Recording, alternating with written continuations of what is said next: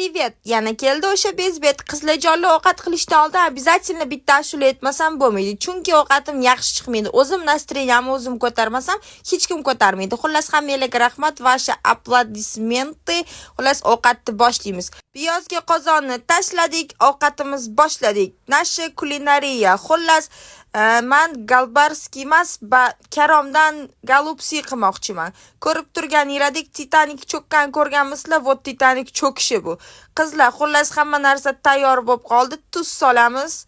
Tuzdan keyin обязательно bu tayyor bo'ladi nachinkalarimiz. Nachinka tayyor bo'lgandan keyin oppa bo'tda nimadir yeyapti. Qachon chakaging tinadi? Xullas, mana anu Titanik cho'kib ketdi. Titanikdan keyin bularni o'rashni boshlaymiz. O'ragandan keyin обязательно suvini qilamiz. Kartoshka, piyoz, jarit qilganimizdan keyin ular tayyor bo'ladi. Qanaqa tayyor bo'lib qoldi? Ovqatimizni solamiz. Solamiz. Shirin chiqadi degan umiddaman. Aytgancha обязательно bintudan mana bunaqa nima edi bu tok osh deydimi, do'lmalarni olganman. Sizlar ham bemalol xarid qilishingiz mumkin.